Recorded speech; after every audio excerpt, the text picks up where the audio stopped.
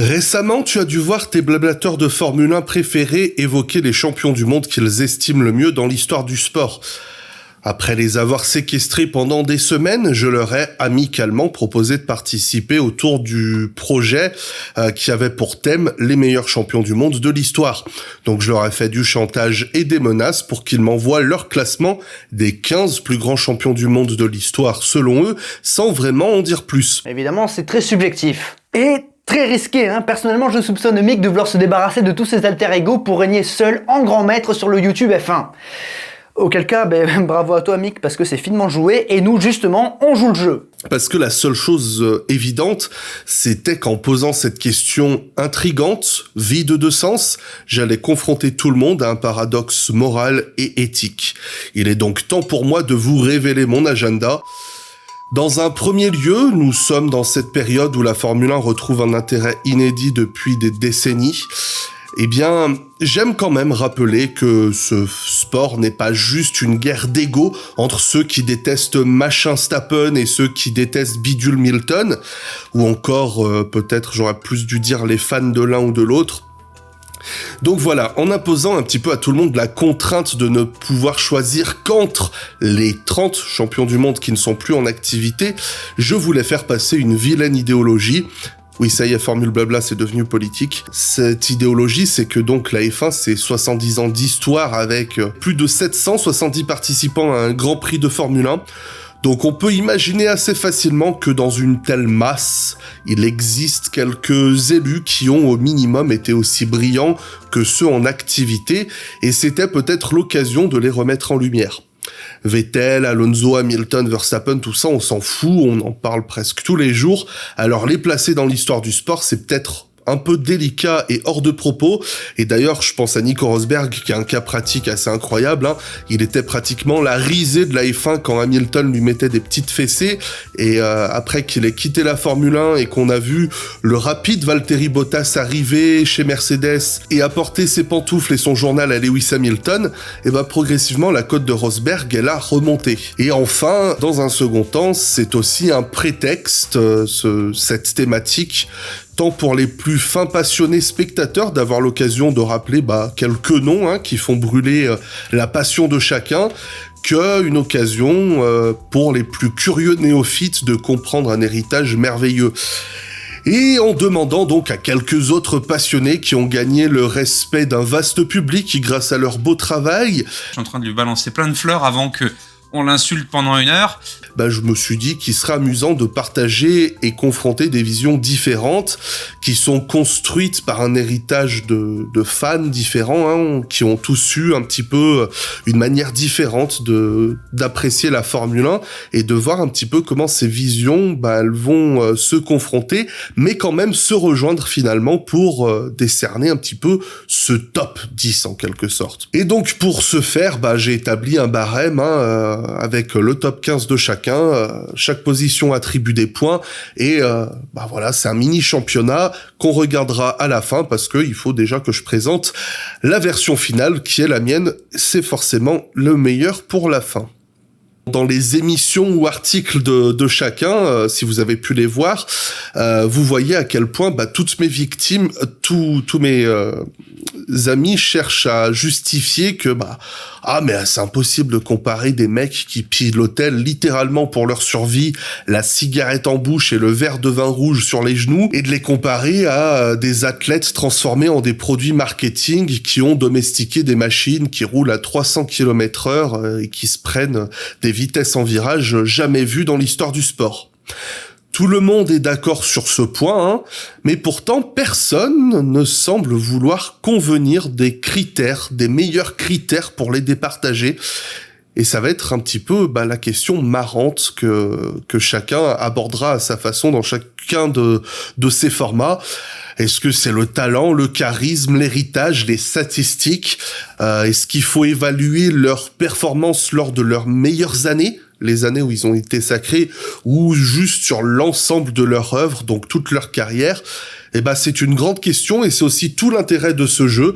Chacun a présenté sa vision et puisqu'il est l'heure de jouer le jeu à mon tour, je peux vous dire d'avance que pour moi, sans surprise, ce sera une question d'héritage, mais aussi de technique, de pilotage, tant sur un tour que aussi la gestion d'un Grand Prix, de ses concurrents et même d'un championnat en général. Faire ce genre de classement ne sert absolument à rien. Mais je pense que c'est précisément pour ça que Mick nous a demandé de tester l'exercice.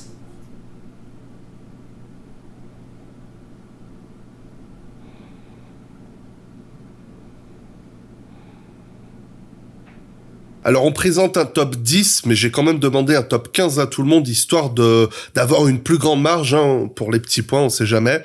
Donc je vais vous livrer les 5 pilotes que je ne mentionnerai pas.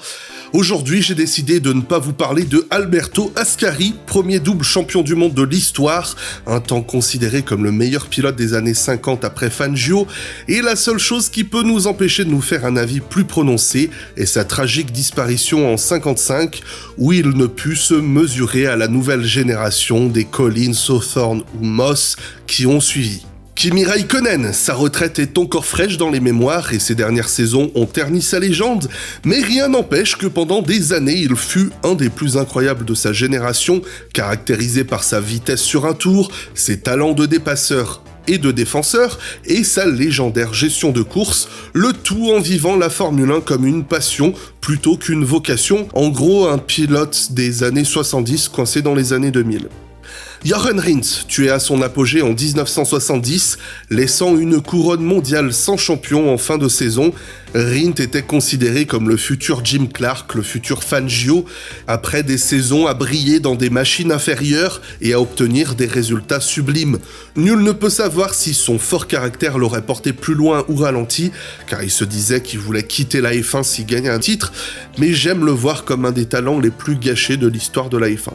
Je ne parlerai pas d'Emerson Fittipaldi, le successeur de Rindt chez Lotus juste après sa mort.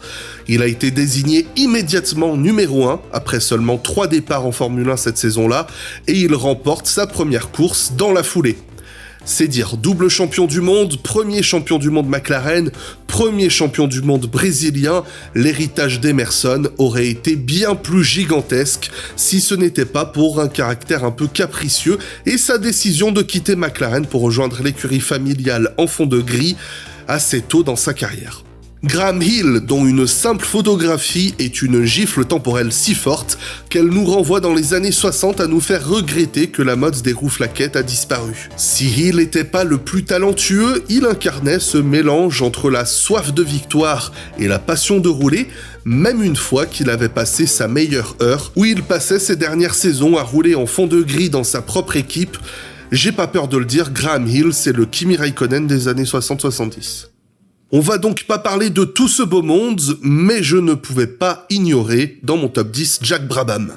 Loin d'être le plus impressionnant certes, l'Australien a profondément marqué la Formule 1, avec 3 titres de champion du monde acquis en 123 départs. Je le souligne pour rappeler qu'avec Graham Hill, il est le premier pilote à avoir franchi la barre symbolique des 100 Grands Prix en championnat du monde, et après cela, il a aussi donné son nom à une écurie qui a gagné 35 victoires, 2 titres constructeurs, 4 titres pilotes pour près de 400 Grands Prix en près de 30 saisons. Mais si l'histoire a tenté de faire l'affront d'enterrer un triple champion du monde, Brabham a décidé de planter son drapeau sur une colline aujourd'hui inatteignable, celle des pilotes ayant gagné un titre avec leur propre équipe.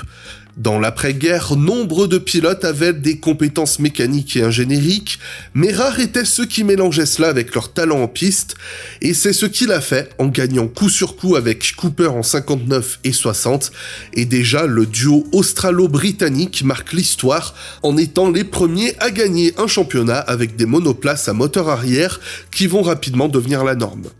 Loin de moi l'idée de l'insulter quand je dis qu'il n'était pas le plus flamboyant de son temps, car Jacko était certes plus discret, mais c'était surtout un énorme bosseur.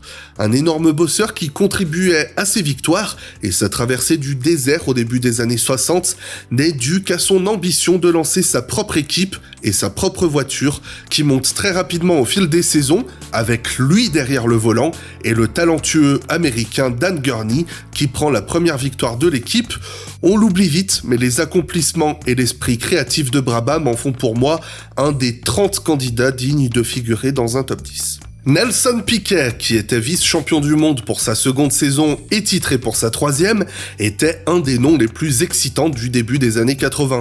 Derrière sa paresse revendiquée, son humour mal dosé et ses remarques à l'antithèse de l'intelligence, Piquet a eu une descente aux enfers terrifiante, mais son aisance naturelle, qui l'a conduit à tant de succès, fait qu'il demeure comme l'un des géants des années 80, avec 3 titres dans une ère très disputée. Dans une désastreuse Brabham, désolé Jaco, Nelson a le privilège de débuter aux côtés du meilleur des professeurs, j'ai nommé le professeur du professeur Niki Lauda. C'était un Lauda désabusé certes, mais un Niki Lauda quand même. En 80, Piquet devient leader de l'équipe pour seulement sa deuxième saison, et grâce à un nouveau moteur dans la Brabham, il finit vice-champion du monde au sommet d'une saison intense, et il remporte le titre pour sa troisième année. Non seulement l'ascension est incroyable, mais en plus de ça, Piquet fait l'affront de gagner dans un championnat où le top 5 se tient en 7 points. S'il y avait eu une course de plus, on aurait eu 5 candidats au titre, et pas des pleutres, je vous parle de Reutemann, Jones, Lafitte et Prost. Et non content de gagner un des championnats les plus serrés qui soit, il recommence en 83, en luttant contre René Arnoux et Alain Prost, et si c'était pas pour ce fichu français qui sublime la discipline dans les années suivantes, Nelson serait le roi de la F1 de cette époque, et s'il n'y avait pas eu un autre fichu brésilien quelques années plus tard, il aurait au moins pu garder l'amour de son pays. Victime d'un horrible accident dans le tristement fameux virage Tamburello à Imola en 1987, Nelson subit de sévères troubles physiologiques et en partant pour une équipe Lotus en déclin pour 88, sa carrière s'enterre lentement, même s'il ne manque pas d'occasionnellement rappeler qui il est avec 3 victoires pour Benetton. Mais selon moi, la décapitation ultime de sa carrière, c'est son dernier titre du coup qu'il remporte en 87 parce qu'il a été très mal accueilli. En effet, tout le monde avait les yeux rivés sur son coéquipier plus rapide, mais qui s'est blessé en fin de saison et qui a perdu par forfait. Avec 3 victoires contre 6 pour son équipier, Nelson défend que son titre est le sacre de l'intelligence face à la bêtise. Inutile de dire que Nelson Piquet et Nigel Mansell ne sont pas les meilleurs amis du monde. Another day, a journalist asked me, being honest, who was the best, you and Senna? I said, I'm alive. Yeah. That's harsh. Parce que j'arrive jamais à me mettre d'accord pour savoir de qui entre Mansell et Piquet mérite d'être devant.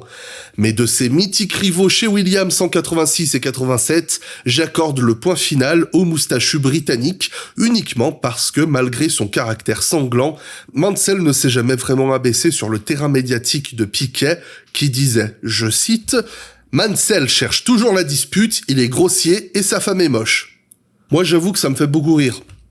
Mais après, il faut pas se fier à mon sens moral parce qu'il est très douteux. Pourtant, Nigel n'était pas un saint non plus et il n'avait pas un meilleur caractère, mais là où Piquet n'a jamais su conquérir un nouveau public après sa retraite avec des sorties médiatiques de plus en plus désastreuses, le nom de Mansell s'est bonifié avec le temps. Nigel, c'est ce personnage amoureux de lui-même, casse-cou et colérique, et pourtant à travers son attitude et les défis qu'il a relevés, il est resté ce personnage qui nous amuse, mais contrairement à Piquet, on n'a jamais l'impression de s'amuser à ses dépens, mais de s'amuser avec lui. You've got an enormous bump on your head. Can you let them see it? I don't know whether. There you go. Right up there. Oh, I'm sorry. What has happened?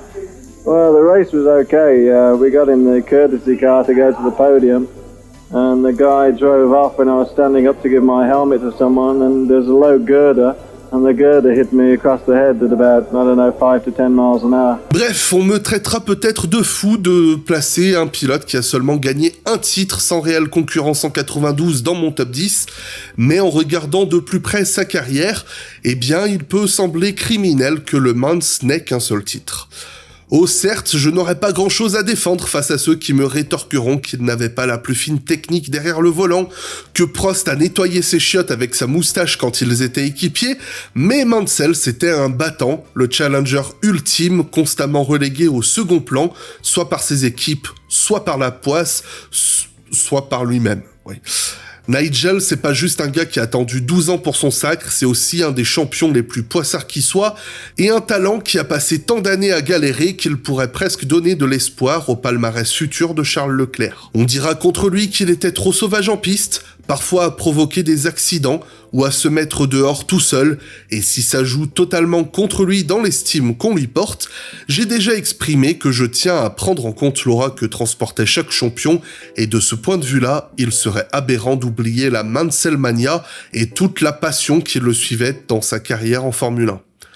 Tout le monde connaît cette mythique photo du quatuor mondial de 86 qui résume parfaitement les plus grands rivaux de la carrière de Mansell, Piquet, Prost et Senna, et croyez-moi que ces trois-là en ont bavé contre lui. Mon premier réflexe, ça a été de coucher sur le papier le nom des pilotes qui me venaient directement en tête, de ceux qui obligatoirement devaient être dans ce top 10. J'ai finalement 7 noms, et, mesdames, messieurs, je vais parler très franchement, si un des 7 pilotes que je vais citer n'est pas dans votre top 10, ça ne sert à rien de commenter la vidéo, vous pouvez vous désabonner et vous en aller. Je ne saurais être plus d'accord avec vous, cher Pitstop, s'il y a une chose dont on peut être sûr, c'est que notre top 7 sera très certainement constitué des mêmes pilotes pour tout le monde. La seule différence, ça va être juste dans l'ordre dans lequel on les a placés.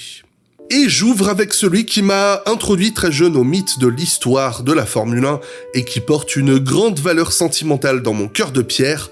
Je parle de Niki Lauda. Et oui, parce que quand t'as 8 ans et que tu vois cet homme défiguré à la télé, forcément tu te poses plein de questions, et quand tu obtiens des réponses, ça suscite l'admiration.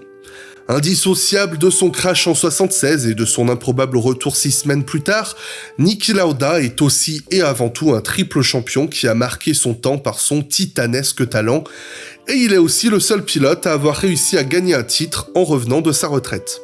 Pour le moment. Car derrière ses airs de premier de la classe un peu hautains et ses réflexions parfois désagréables, le pilote autrichien gagnait le surnom de l'ordinateur par son pragmatisme agaçant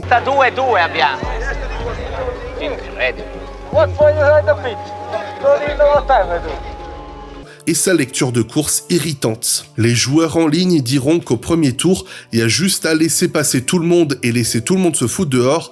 Et Lauda, c'était à peu près la même approche, puisque dans cette ère où pour gagner il fallait aller vite, mais surtout réussir à soigner sa voiture pour pas qu'elle casse avant l'arrivée, eh bien Niki Lauda était le roi.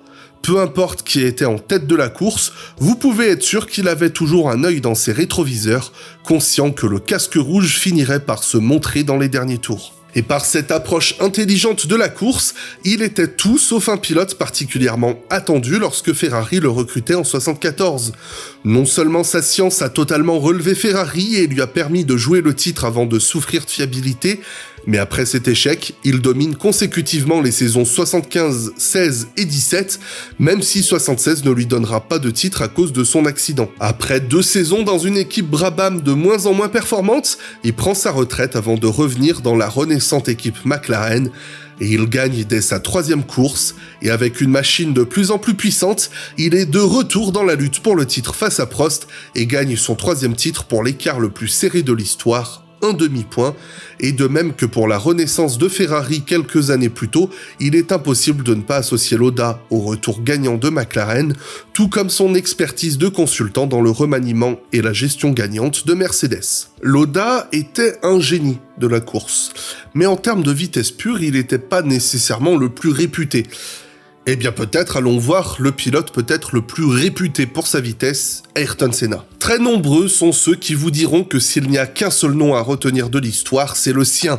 Après des débuts tonitruants, il est recruté par Lotus et s'impose comme un des meilleurs pilotes de toute l'histoire sous la pluie. Que ce soit sa première victoire au Portugal ou ce mythique premier tour à Donington, Senna a prouvé que s'il n'était pas un génie de la course, il était malgré tout un génie du pilotage. Senna, c'était ce petit prodige silencieux qui faisait languir tout le monde, mais ça, c'était avant le drame.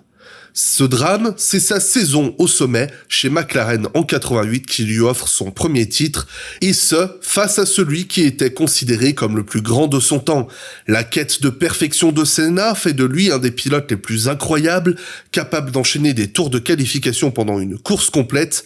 Mais cette quête de perfection, cette volonté d'être le meilleur, ne pouvait s'avérer que s'il écrasait celui qu'on considérait comme le meilleur.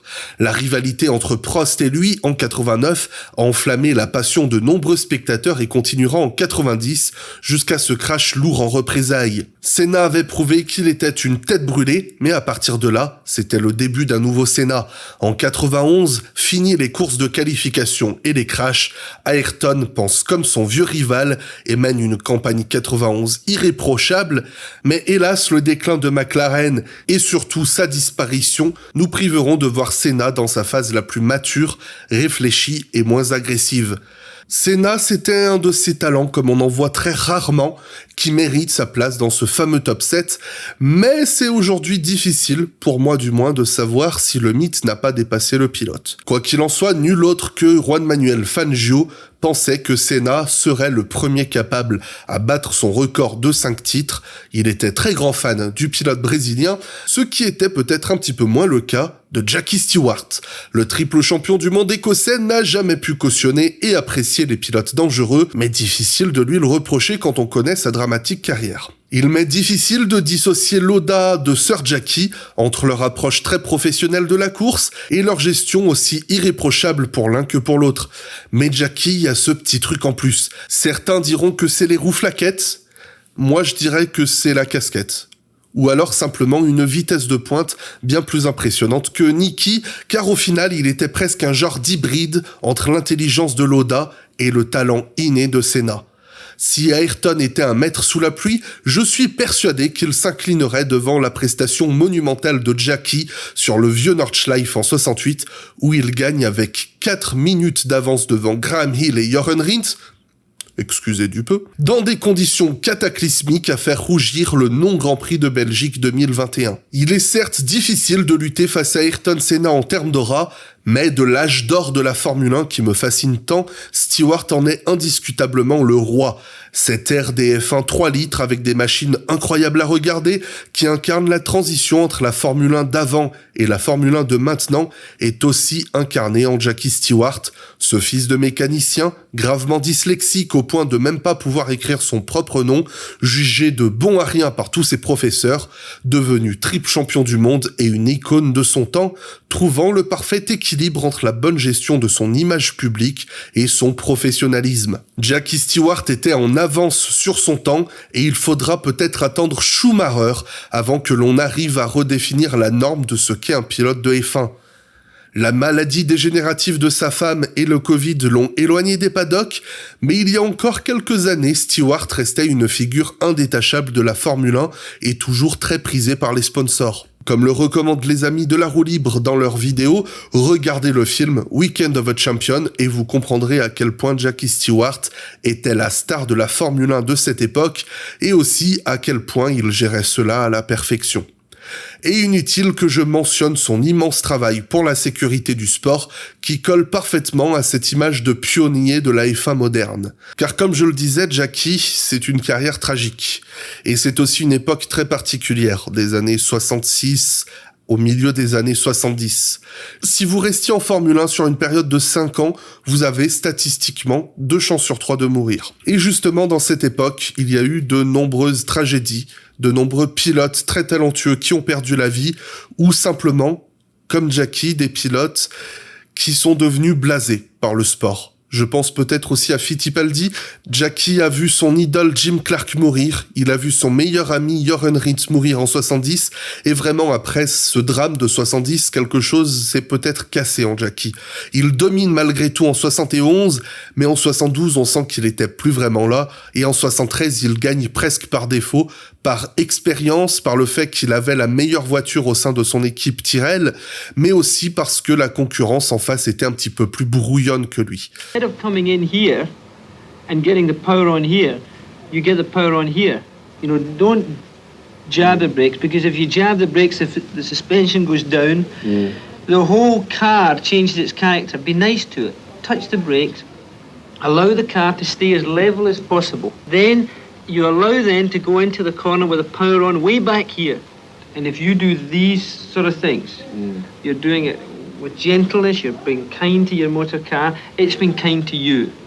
Il gagne malgré tout 3 titres dans des conditions difficiles, mais qui me forcent aussi à me poser la question, et si Monsieur Stewart n'avait pas été confronté à tous ces drames et à toutes ces choses, aurait-il été capable, lui aussi, d'atteindre les 5 et même les 7 titres de Michael Schumacher? À l'instar de Stewart et Lauda, il m'est difficile de séparer Senna et Schumacher, tant par leur pointe de vitesse naturelle inexplicable, leur maîtrise incompréhensible sous la pluie, mais aussi dans leur déboire en piste avec d'autres.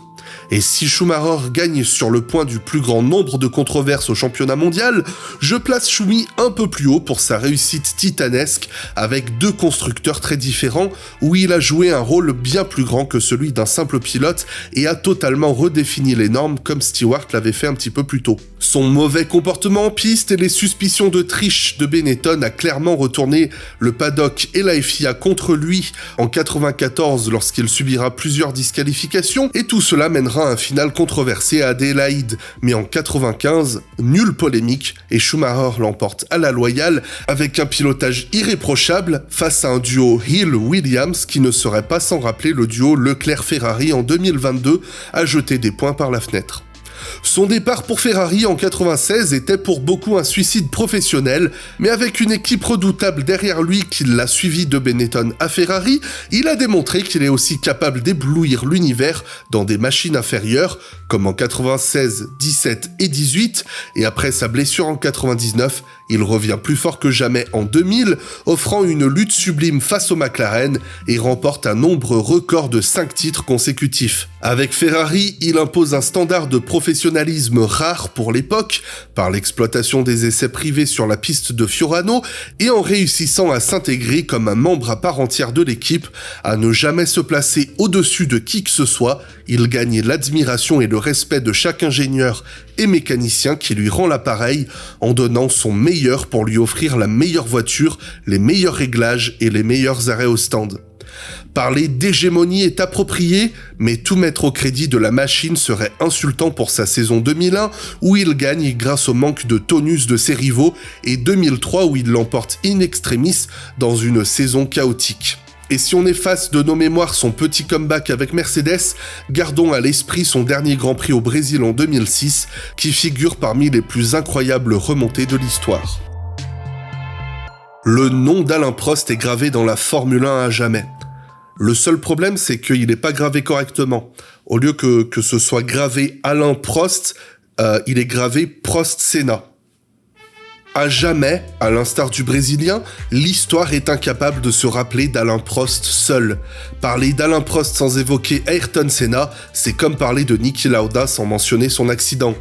Et pourtant, si je tiens Alain en si haute estime, c'est pas parce qu'il est pour moi le pilote ultime de toute une décennie, c'est parce que Alain Prost n'a pas seulement défié et battu les plus grands, Niki Lauda, Nelson Piquet et Ayrton Senna, il l'a fait avec une aisance naturelle et une gestion sur un championnat mondial avant-gardiste. Alain Prost, c'est pas juste 4 titres de champion du monde, c'est un record de victoires en Grand Prix qu'il a explosé avec autant de brutalité que Schumacher en son temps et un total de 4 deuxièmes places au championnat mondial qui ne demandait qu'un petit coup de chance en plus pour se changer en titre.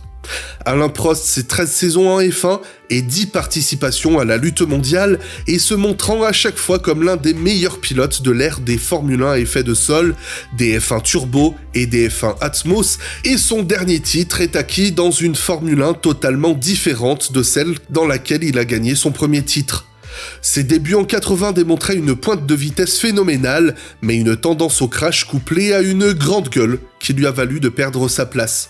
Mais Renault a senti son potentiel et il l'a confirmé en jouant le titre en 81, 82, 83, mais le manque de fiabilité des théières jaunes est autant légendaire que le palmarès de boucle d'or. Il a peut-être échoué, mais McLaren est à nouveau séduit et le reprend en 84 pour épauler Lauda. Et Prost détruit Lauda en termes de vitesse pure, mais souffrant de fiabilité, Prost apprend de Lauda qui gagne le titre en se contentant de récupérer les points perdus par Prost, et à partir de là, Alain a compris qu'aller vite ne suffirait pas. Au travers de leur belle relation, l'Autrichien lui transmet tout son savoir et Prost apprend à parfaire ses réglages pour maximiser ses dimanches en économisant ses pneumatiques et en apprenant à peaufiner ses points de freinage, à parfaire ses changements de rapport pour éviter les surchauffes et bien traiter l'ensemble de sa mécanique. Après ses débuts dans une modeste McLaren en 80, il a fallu attendre 1987 pour que Prost soit hors de la lutte mondiale à cause de la domination des Williams. La 3e et dernière saison qu'il passera loin de la lutte sera en 91 à cause d'une Ferrari totalement horrible. Il a battu Senna au nombre de points en 88, mais le barème l'a privé de son 5e potentiel titre, mais c'est son sacre en 89 qui a entaché son prestige. Au bout d'une saison houleuse et conflictuelle tant en piste que dans les médias et auprès de la direction de la FIA. T'es sûr qu'on parle bien de la saison 89 ?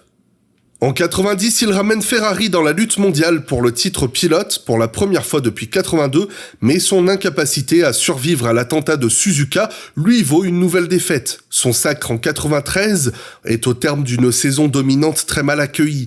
La Williams est la meilleure voiture et Prost a tellement prouvé son talent que plus personne ne peut s'émerveiller de ses succès.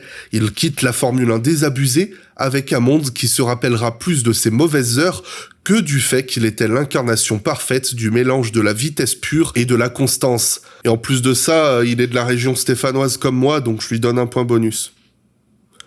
Ouais non, c'est de la triche, je vais pas lui donner de point bonus. En 2e place, un fermier. Jim Clark, 5e enfant et seul garçon d'une modeste famille écossaise, est un jeune homme timide, anxieux, à constamment se ronger maladivement les ongles. Et là, vous êtes en train de vous demander si je parle réellement d'un des pilotes de Formule 1 des années 60. Mais je vous parle bien d'un des plus gigantesques titans de la Formule 1. Il a fait sa première course à l'âge de 17 ans. Après cette toute première course automobile, Jim Clark a un ratio de victoire de 100%. Son destin était tout tracé. De sa première lutte mondiale en 62 jusqu'à sa disparition en 68, Jim Clark avait une cible dans le dos, celle de l'homme à battre.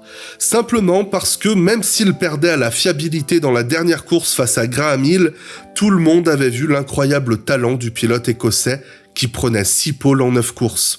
Mais vous savez, je vous parle d'un temps où aller vite était une qualité, mais amener sa machine à la fin en était une autre. Le matériel tenait très difficilement pendant ces courses très longues, bien plus longues qu'aujourd'hui.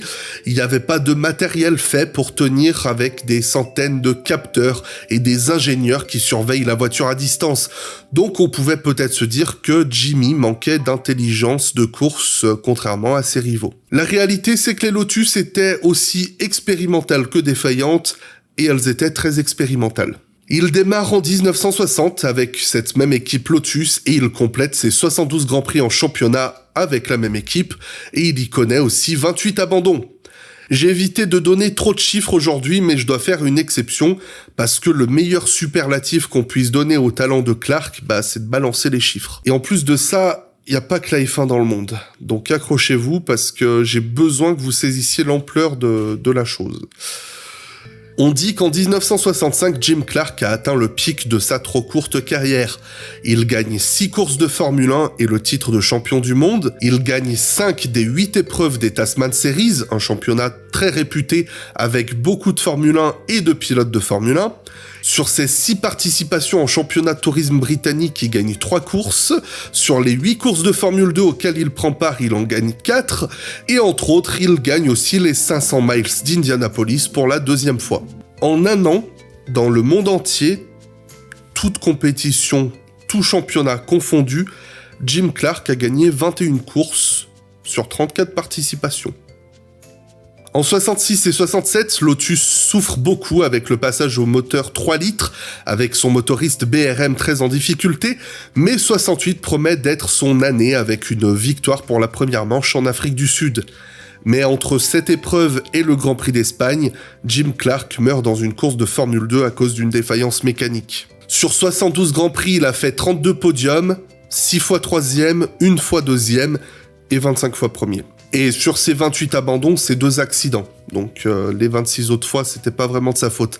Mais il s'avère que l'un de ces 2 accidents est la seule vraie tâche sur sa carrière, parce qu'on le juge responsable du drame de Monza en 61 qui a tué Wolfgang von Trips et de nombreux spectateurs. Jim Clark, c'est une carrière tragique, parce que lorsqu'il gagne son premier titre à Monza en 63, on a des huissiers qui l'appellent à comparaître devant un juge pour lui rappeler ce drame. Le champagne n'était plus vraiment de rigueur lorsqu'il est revenu auprès de son équipe après cela, et on a plutôt préféré laisser place à de l'alcool fort et aux larmes. La carrière de Jim Clark est faite de souffrance, de malchance, et pourtant, de tout témoignage sur cette décennie, personne n'ose contredire le fait que Jim Clark était le meilleur pilote du monde. Sa mort a chamboulé le sport automobile à jamais, parce que si les pilotes demandaient des améliorations des conditions de sécurité depuis des années, désormais c'était les spectateurs qui les réclamaient parce que c'était impossible que Jim Clark puisse commettre la moindre erreur tellement qu'il était fort. Doesn't this give you more Grand Prix wins than anybody else has done in the world yet? That's true. Congratulations, Jim. This is an absolutely splendid effort. Okay, thank you very much. Je serais incapable de dire si un pilote a fait une aussi forte impression de son vivant, parce que Jim Clark n'était pas juste le meilleur pilote de Formule 1, il était littéralement le meilleur pilote du monde à ce moment-là, toutes disciplines confondues, et tout autant que je soutiens qu'on ne puisse pas comparer les pilotes en termes de talent, je suis persuadé qu'aucun, dans toute l'histoire, ne puisse être meilleur que Jim Clark. Mais vu que c'est pas à cette question que je cherche à répondre, je le place en 2e position. Parce qu'en première place, je ne vois personne d'autre que Nico Rosberg. Après des débuts prometteurs et encourageants, bien qu'un petit peu brouillons en 2006, au final, qui de mieux placé que celui qui a battu les 2 plus grands champions? Bon, ok, j'arrête. C'était facile, mais j'étais obligé de la faire. Si je devais choisir un pilote qui incarne la réussite, la classe, et impose le respect par la simple évocation de son nom pour représenter la F1, je ne pourrais choisir nul autre que Juan Manuel Fangio. Déjà parce que s'il n'est pas le premier champion du monde de l'histoire, il n'empêche que c'est lui le pionnier qui a inspiré les générations qui allaient le succéder et qui allaient incarner la réussite en Formule 1. Si les enfants de jadis pouvaient supporter au choix des Tony Brooks, Sterling Moss, Peter Collins ou j'en passe, personne ne pouvait discuter la suprématie de l'Argentin. Il fait ses débuts en 1950 et déjà il fait trembler son redouté équipier Nino Farina dans l'Alfa Romeo et il termine 2e du championnat avec 3 victoires. Il prend son premier titre en 51 avant de rater la saison 52 à cause d'une blessure qui le suivra sur le début de la saison 53. Et à partir de là, c'était la fin. Pour les autres, Fangio remporte 5 titres en 7 saisons complètes en Formule 1 et 2 secondes places au championnat mondial. Vous reprochez à Schumacher de pas mériter la place de numéro 1 parce qu'il pouvait être antisportif et prêt à tout pour gagner? Admirez celui qui ralentit en cours d'épreuve pour laisser gagner Sterling Moss pour son Grand Prix national, pour ensuite faire son maximum pour lui faire croire qu'il avait été battu à la régulière. Vous reprochez Hamilton d'avoir gagné 6 titres dans une machine très souvent dominante? Eh bien, appréciez celui qui a gagné le championnat 54 en quittant Maserati en courte saison pour accompagner Mercedes dès leur début. Oui, Jean-Michel Sceptique, à l'époque, si tu voulais gagner, tu ne piquais pas les ingénieurs des rivaux, tu n'achetais pas le meilleur moteur, tu embauchais Fangio. 5 titres, dont 1 avec Alfa Romeo, 1 avec Mercedes, 1 avec Ferrari, 1 avec Maserati et un autre avec Maserati et Mercedes. Il était à la fois ce vétéran effrayant de concentration et de détermination et à la fois cette figure paternelle qui veillait avec attention sur les gamins à qui venaient mettre des roustes sur les circuits. Et vous savez quoi? Je disais qu'au début, ce qui définit le plus grand pilote de l'histoire, c'est un ensemble qui réunit la technique de pilotage, la gestion des grands prix et l'héritage.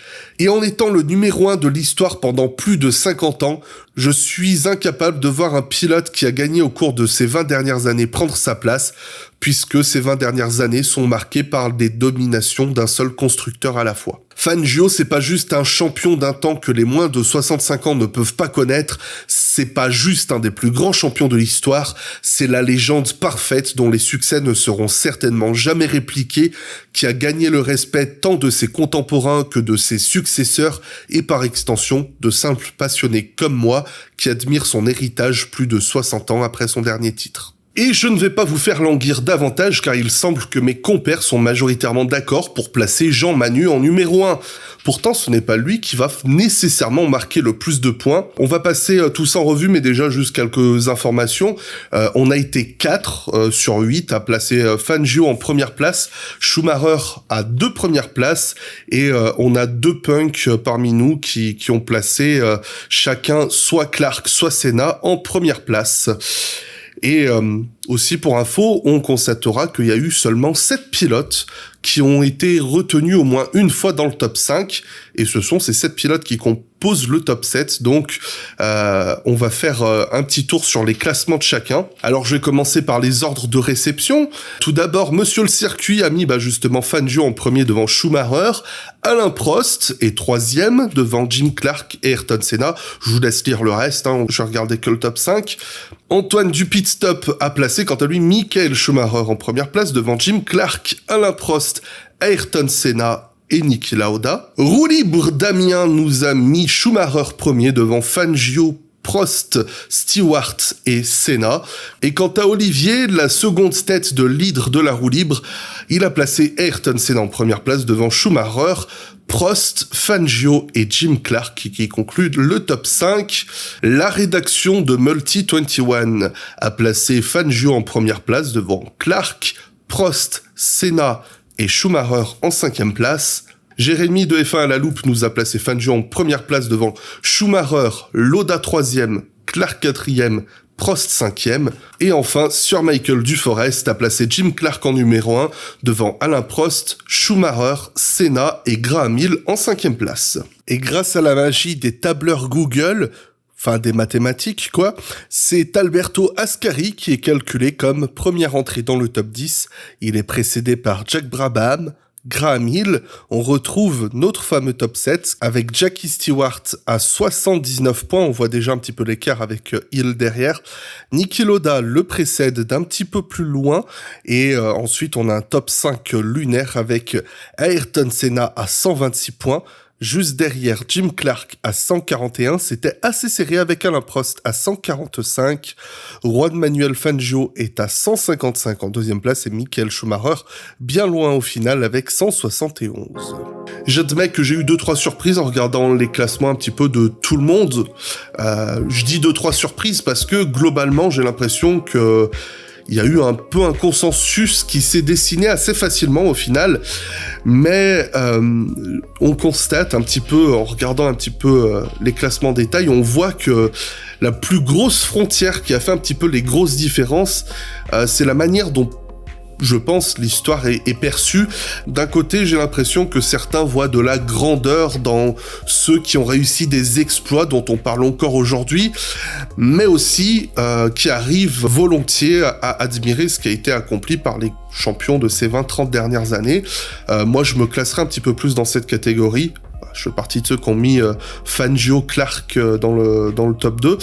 Mais j'ai l'impression que l'inverse est moins vrai. C'est-à-dire que pour certains, le contexte historique donne peut-être une impression d'avoir un petit peu moins de rigueur parce que la Formule 1 d'avant est totalement différente. Et c'est vrai, il y avait beaucoup moins de rigueur, beaucoup moins d'investissement de la part des pilotes. Et pour appuyer un argument, je vais vous mettre une photo de Niki Lauda en train de fumer une clope et je vais la retrouver parce qu'il y a aussi des photos avec où Regazzoni et lui, ils avaient des Bob Marlboro. Et vous me corrigerez parce que j'imagine qu'il y en a 2-3 qui sont toujours beaucoup plus pointus que moi.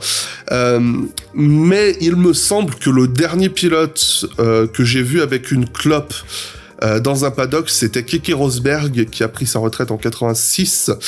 Je crois pas avoir revu des pilotes arriver avec leur cigare au bec.